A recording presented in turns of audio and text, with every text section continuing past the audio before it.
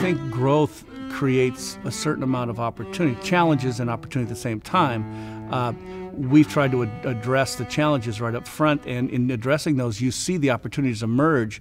Well, the opportunities that it brought, we always felt that we had to reach approximately 70,000 before we could attract certain major retailers and also some good restaurants. And they were both badly needed because so many of our tax dollars were being spent out of town.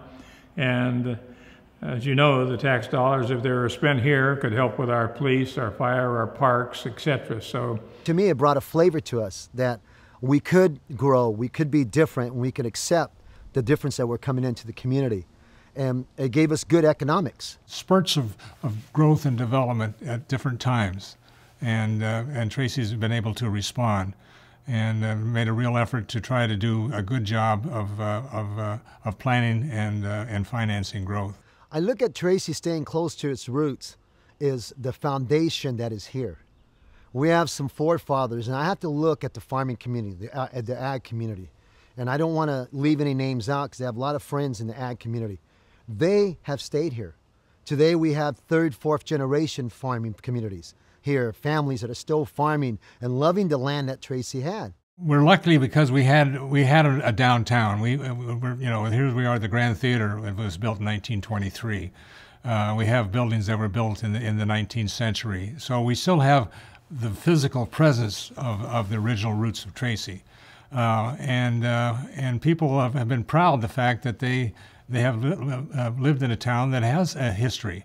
One of the ways that we try to stay close to our roots while still growing is a respect for our history.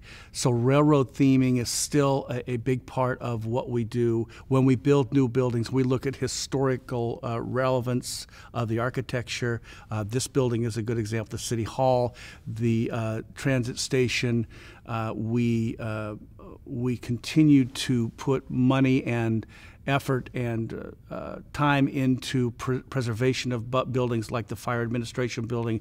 I was really happy that Tracy High was duplicated. It practically looks just like it did prior to the tearing down the old building and building the new. The architect said he would do it, make it look like the old building, and I think it has a nice architectural style. We used to have our speech class up in the West building at Tracy High. So for them to be able to keep it, to give us the flavor, the ones that grew up here, that West building is still there, that brought a lot of character back to the Tracy community because they say, hey, we didn't forget the past. I know I've been involved in a group where we tried to make sure we save the old water towers, you know, because we've always talked about, you know, Tracy being kind of just an old dusty tank town in the valley, but you can't have a tank town without the tanks. Those things are meant to protect our heritage and respect the agricultural and railroad aspects of our past. And so we have a very deliberate effort of protecting the small town character that are epitomized in railroad and ag, along with, at the same time, we're growing. And so we've tried very hard, and I think we've done a pretty good job at that.